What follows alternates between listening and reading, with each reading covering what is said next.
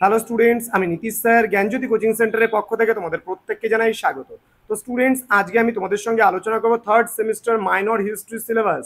যারা NEP 4 ইয়ার under graduate প্রোগ্রামের অধীনস্থ NBU এর আন্ডারে বিভিন্ন কলেজগুলোতে পড়াশোনা করছো, তাদের জন্য কিন্তু আজকের এই সিলেবাসটি, অর্থাৎ থার্ড সেমিস্টারে যে সমস্ত স্টুডেন্টদের মাইনর হিসেবে হিস্ট্রি রয়েছে তাদের জন্য কিন্তু আজকের এই সিলেবাস।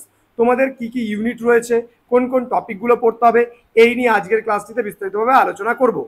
তো প্রথমত তোমাদের ইউনিট নাম্বার 1 রয়েছে the rise and growth of the Guptas, administration, society, economy, religion, art, architect, art, literature and science and technology. অর্থাৎ এখানে গুপ্ত যুগের শাসন ব্যবস্থা তোমরা পড়বে, তারপরে সোসাইটি মানে সমাজ ব্যবস্থা, ইকোনমি মানে অর্থনৈতিক ব্যবস্থা, রিলিজিয়ান মানে ধর্ম, আর্ট মানে স্থাপত্য বলতে পারো, লিটারেচার মানে সাহিত্য, এবং সায়েন্স অ্যান্ড টেকনোলজি মানে বিজ্ঞান ও প্রযুক্তি গুপ্ত যুগের আমরা পড়ব।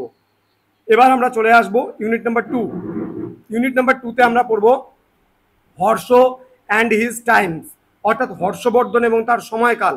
এখানে হর্ষস কিংডম আমরা পড়ব, তোমার অ্যাডমিনিস্ট্রেশন পড়ব, বুদ্ধিজম অ্যান্ড নালন্দা সম্পর্কেও আমরা পড়ব।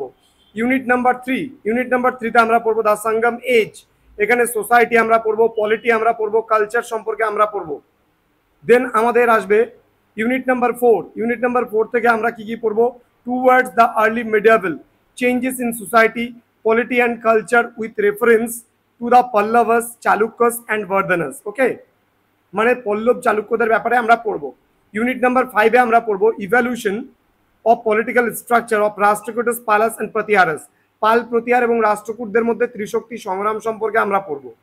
দেন বলছে ইউনিট নাম্বার 6 থেকে আমরা পড়বো emergence of Rajput states in northern India, অর্থাৎ উত্তর ভারতে রাজপুত জাতিগুলোর সম্পর্কে কিন্তু আমরা জানবো।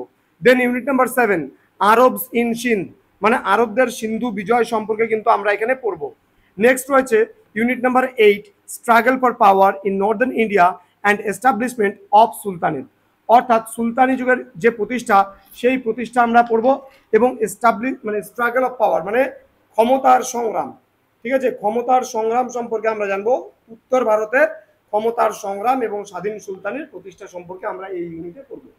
তো স্টুডেন্টস, ক্লাসটা শেষ করার পূর্বে তোমাদেরকে বলবো, যারা এখনো পর্যন্ত আমরা আমাদের জ্ঞানজ্যোতি কোচিং সেন্টার অফিসিয়াল ইউটিউব চ্যানেলটিকে সাবস্ক্রাইব করনি, তারা অবশ্যই চ্যানেলটিকে সাবস্ক্রাইব করে পাশে থাকা বেল আইকন অল প্রেস করে দাও, যাতে নেক্সট টাইম কোনো ভিডিও আপলোড করলে তার নোটিফিকেশন সবার আগে তোমার কাছে পৌঁছে যেতে পারে। তোমাদের উজ্জ্বল ভবিষ্যৎ গড়ে তুলবো আমরা, এটাই আমাদের মূল প্রতিশ্রুতি।